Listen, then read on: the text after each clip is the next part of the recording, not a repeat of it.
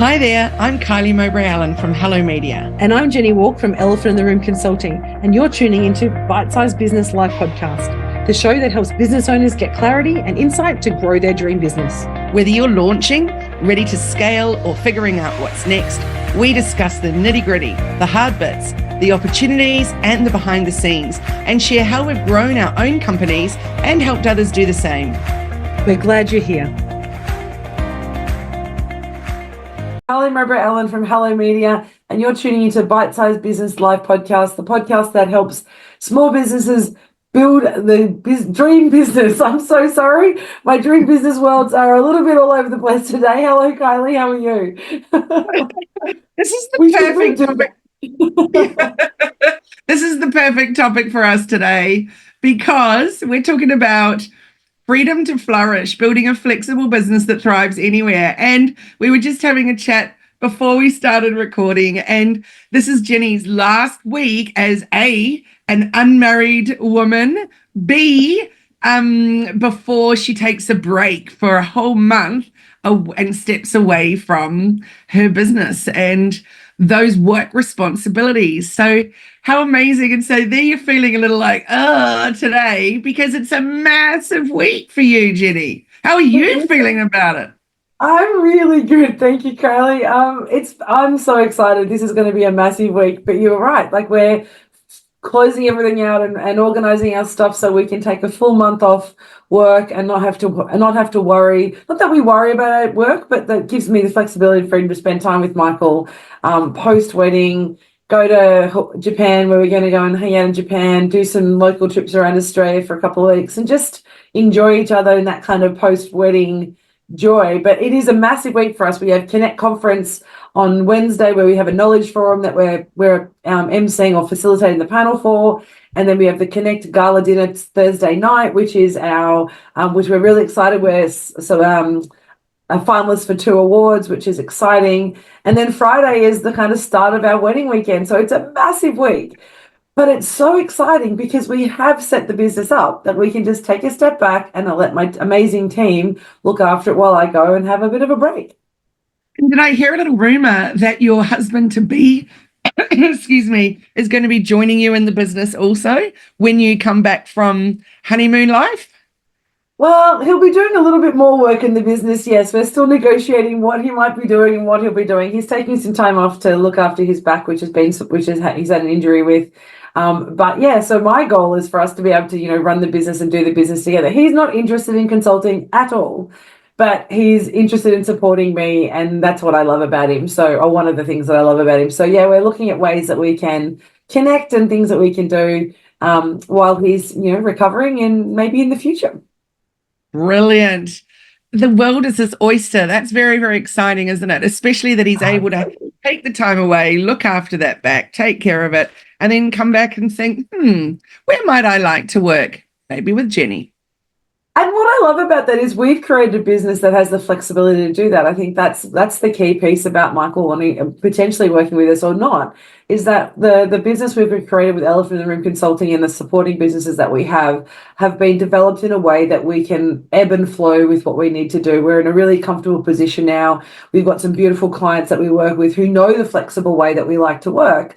And that's one of the reasons why they partner with us. And so we're in a position where we can say, actually, now it's time for Michael to come and work for us a little bit if he wants to, or he can go do something else, or if he wants to take a break to look after his health, which is most important, we're financially able to do that. And that's because we've created this business that works for us and not against us.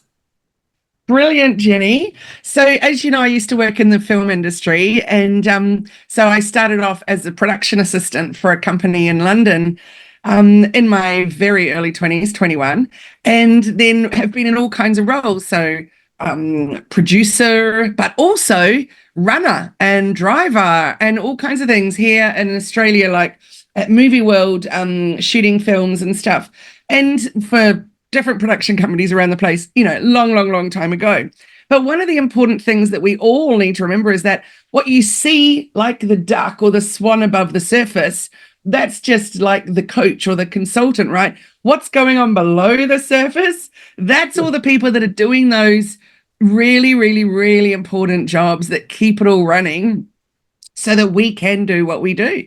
So I'm sure there's a myriad of things that Michael could do. And yeah, it's not till you have the opportunity to step back and really explore those opportunities that you find something new there.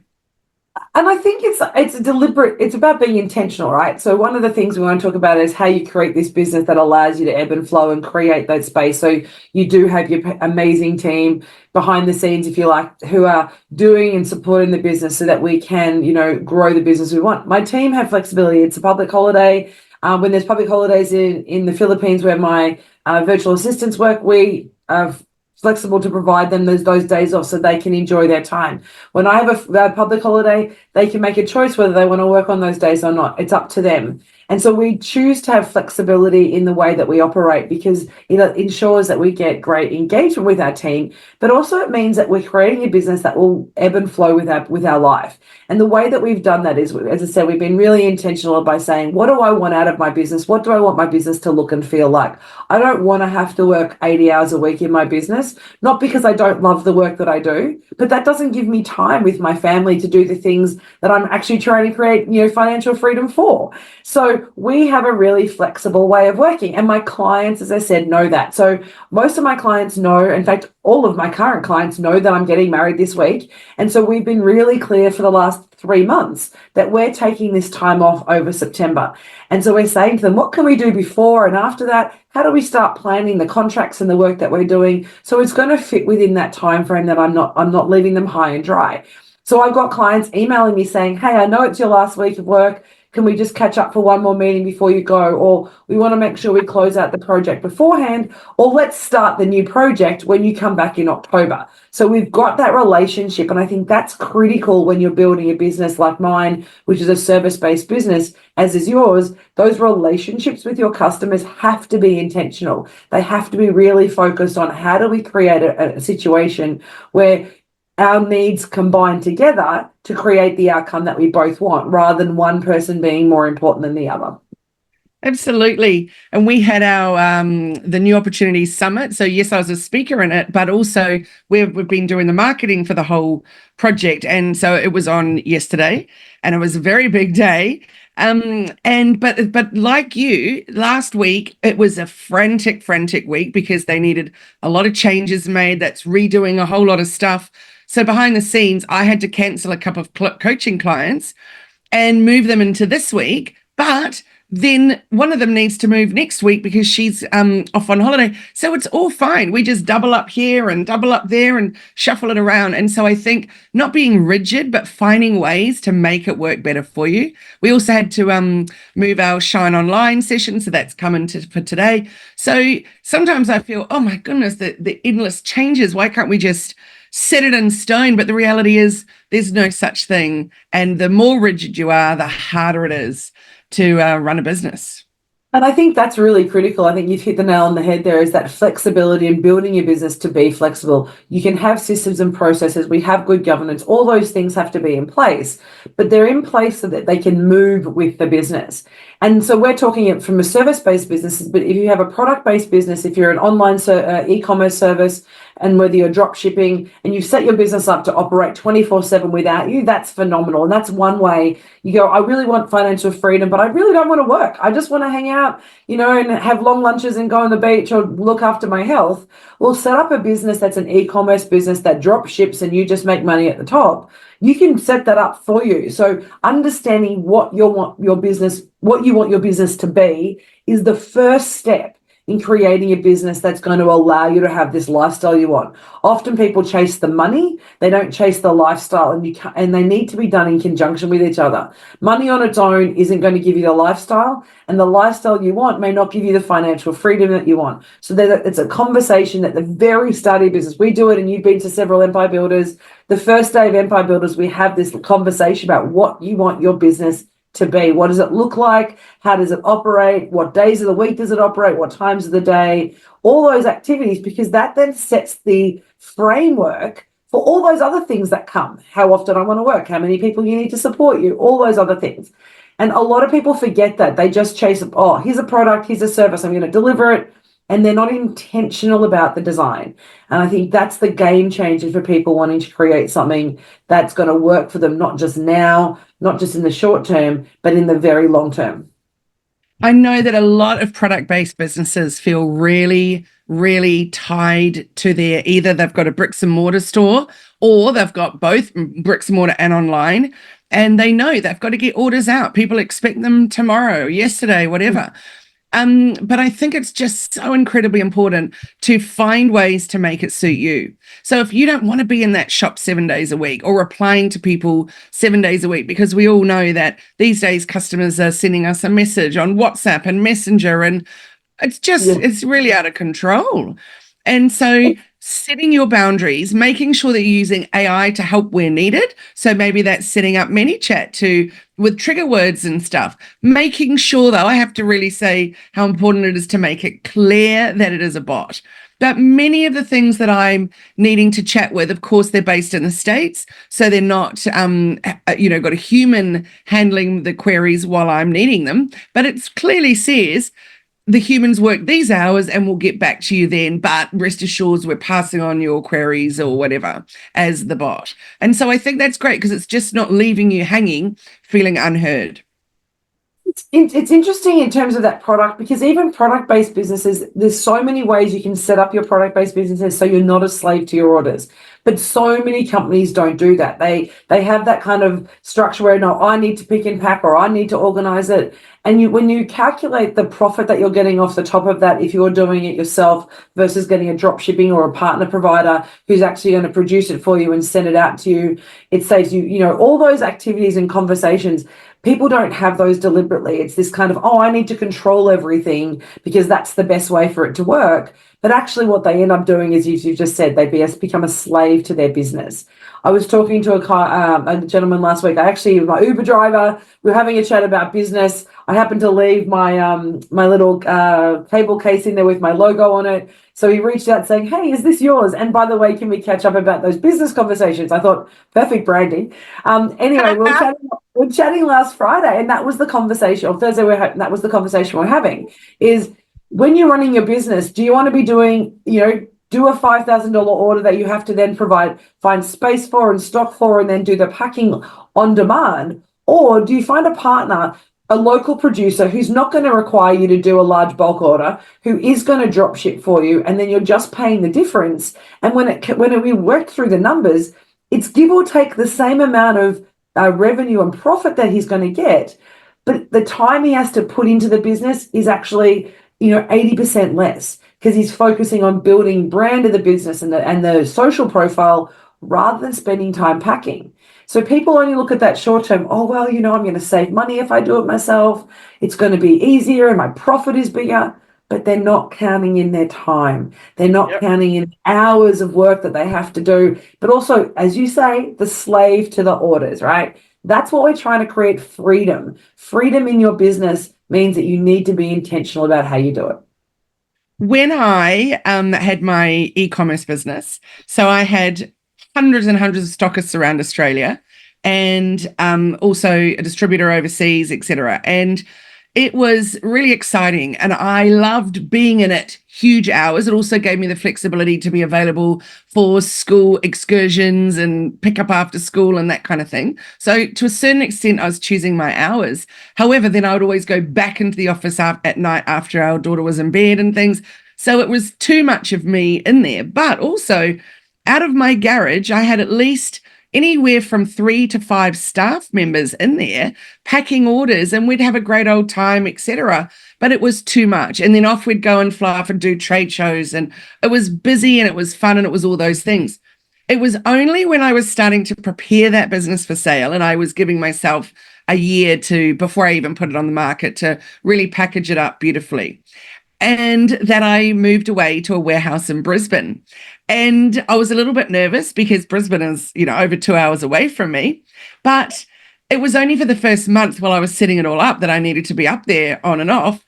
But I cannot say enough how much I regretted not doing it sooner. Now, I didn't go with a 3PL, although I think a 3PL is brilliant. You literally pay for the pallet space that you're using or the space that you're using, and you pay per order that they're picking and packing. That to me is just a brilliant, brilliant system. I didn't do that because I wanted those handwritten notes and, all that kind of stuff. But what I did was I shared a warehouse with another company. They were way, way bigger than me, but in the same industry. And they already had the warehouse set up and they had a certain amount of space that would be perfect for me. So it was absolutely magic. I had daily chats with them. Everything was under control. They were doing those beautiful handwritten notes for me. So everybody was still, our stores and our retail, yeah, they were still getting the great customer service. But my goodness, I was able to move into this office away from my garage. And that in itself felt absolutely fabulous. And no more staff on the floor, which was a really great way for me personally to run the business. So I think if there's one bit of advice that I want to give to people out there, it's to think about the thing that scares you the most, which is the losing control. If you find a way to do that and do it in a way that you're comfortable with, you will be blown away with how much time and money, especially money, that you're saving. Oh, I completely agree with you. I had that. I mean, we both had that conversation about when we got our very, very first VAs, and because we wanted to control our a lot of the stuff that we were doing, and then the freedom that it gave us as soon as we found. And I've got amazing Macy and Kelsey who support me with our operations and our socials and our reels and all the beautiful work that they do for me.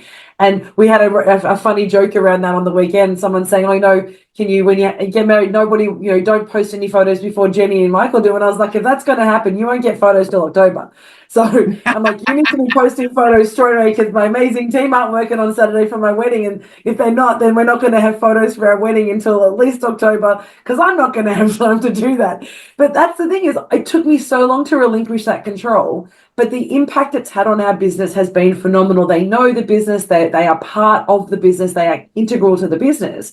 And so they're sharing stories about the business in a way that's authentic and real, but it frees me up to do client-facing work, to have conversations and write proposals and all the things that are the best use of my time. But it also means when I'm traveling, I can just send them photos and they do that for me. But that first moment of control, that uncomfortableness, is where you kind of go, okay, if this is uncomfortable, ask yourself, why is it uncomfortable? Is it because it's scary and it's fearful and you're worried that they're not going to do it like you? Well, the answer is they're not, and that's okay.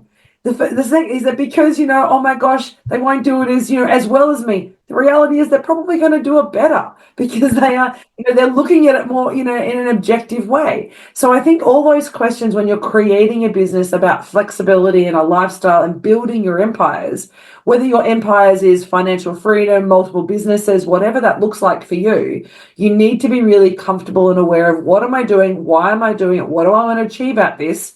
What do I want my business to look like? And once I understand that, then everything else you can create to support that dream. It's not a dream if you're kind of spending 9 to 5 in an office going, I really don't want to be here. That's not the dream. That's just, trading one employment for another employment. You want to create flexibility.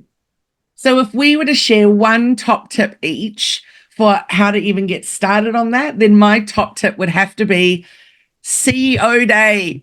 Or even if you can only do your CEO day once a month, even if that's all that you can manage, you must schedule it in your calendar, because it's only when you can work on your business, not in your business, that you can really start to make those plans. And so when you talk about the business that you want to have, you don't even know what you want to have when you're in the trenches, do you? So it's being able to step away, go to Empire Builders, for example.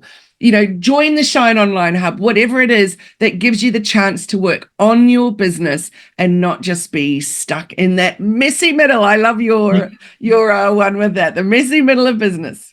And that 100%, I echo that piece at all, but having that time to step away, I would add that to have that somebody like you and I share ideas and talk and bounce ideas of each other. So when you're in that moment of CEO day, don't feel like you're in the hole on your own. Bring somebody in there to help you get out, right? Have someone who can reflect back and you can talk those ideas through. So when you're working on your business and asking if it's working for you, you actually not just using in your own narrative and, drinking your own Kool-Aid. You've got someone else reminding you that maybe there's a different perspective. I'd like to add to that. So my top tip is around is that CEO day becomes an intentional piece. And it goes to my first comment is make sure your business design is intentional. Don't just follow a cookie cutter model that someone's given you. There's a lot of business training programs out there and say, I'll give you my 5-step plan to build a business. And that might work for them and it might work for 1,000 other people, but ask yourself, will that work for me? And does it align with the way that I want to work? So be intentional about your business design as early as you can. Now, if that's the day one that you're just starting or you're 2 years into business and going, it's not feeling right, start that conversation around what do I want my business to be, and be intentional about everything that you do that's going to help you work towards your goals and your freedom and the life that you want. Because if you do start doing little things to pull you away from that, because it's easier, it's quick, what ends up happening is you end up with thousands of those little things pulling you away from the life that you want to have, and you end up stuck in that kind of mud or stuck feeling uncomfortable and not connected with your business anymore. So CEO Day gives you perspective and around that intentionality in your business. But those two things combined will help create an incredibly powerful business. Yeah, I love that. Brilliantly said. So what are we going to take away from that, Jenni, is that we need to step aside, work out what it is that we want, and then go forth with gusto and make some plans. And I like what you mentioned as well, which was about the importance of having a mentor or someone in business you can bounce ideas around with, or a coach, whoever it is. You need someone that is not necessarily a family member, but actually someone that's been there and done that and is, 1 step ahead of you or 10 steps ahead of you, but that can actually chat with you about what you're doing. Completely agree. So take time in your business, CEO Day, whatever you want to call it. Be intentional about your business. Find a mentor or a coach that's going to help guide you and kick your butt when you need it. Sometimes you need to pay for that, people. It's okay. Sometimes you need some motivation. You need an external person saying to you, hang on, is that right? Is that what you want to do? Are you on track? And that's okay. The most senior executives of the most successful businesses have coaches and mentors to guide their decision and reflect their decisions. So if you want to become like them, start doing the things that they do. And these are 3 things that people who are running highly successful, multi-million dollar businesses and empires do. These 3 things. They take time for the business, they have someone guiding them, and they're very intentional about what they do. Totally. Investing in your professional development is probably the one thing I prioritize the most for myself. Great. So Me too. yeah, And absolutely. it's a game changer. Like, it's a massive game changer when you're doing that. So it doesn't have to be big investment, but it's just some investment. Online training, ebooks, podcasts, formal training, but definitely that coach and mentor will be a game changer for your business. Absolutely. So Jenni, I'm sad to be saying goodbye today. For a month. We won't be back for Bite Size for another month because Jenni's going to have this wonderful time away and celebrating her fabulous husband, Michael. But also, of course, this isn't goodbye for a month because I'll be seeing you this weekend. I'm the MC for Jenni and Michael's wedding. I'm super pumped about it. And yeah, I'm so glad you said we can share photos because now that I know, boof, stay tuned. Yes. And we're hoping that will happen. We just want people to enjoy and celebrate. And if that includes them wanting to post, to everyone else who's not able to be there, then that's wonderful. But we are so excited about having you as part of our MC. You've been on my journey for so long, and it's a joy that you're going to be there to share it with us on that day. But it's been an amazing chat. Thank you so much, guys. Think about those 3 points we've talked about: CEO Day, being intentional, getting a mentor or coach to guide your actions and keep you on track. You have lots of conversations and content that people can jump into around that professional development, Kylie. How do we find where to get all that amazing, juicy stuff that you have? Jump onto hellomedia.team. You'll find bazillions of blogs, all kinds of things. Even we've got some digital downloadables on sale for $5. So, well, no, they're not on sale. They're always $5 each. So, yeah, we sell those and people love them. It's a great little tidbit to work with. So what about, how can they get in touch with you? But you might have a pause button on it. So Amazing team. Helena is going to look after my emails and be booking appointments in. So if you have any questions or you want to book in a catch up with us for when we're back on deck in October, please still send us an email. Reach out to us on socials at Elephant in the Room AU on Instagram, Facebook is the best place to find us. Or you can head to our website, elephantintheroomau.com, and you can learn about our coaching programs and the work that we do and download some of our resources that will help guide that process until you're ready to take the dive in and grab a coach. Cool. Well, I look forward to seeing you on the weekend, Jenni. Thank you. Thank you to everyone who's joined us for this bit of fun and slightly out of the box episode of Bite Size Business Live podcast. Be sure to subscribe and follow us so you don't miss any future episodes. I look forward to catching up with you guys in a month. Kylie, we'll see you soon. Take care, everyone, and have a great day. Bye. Awesome. Bye-bye.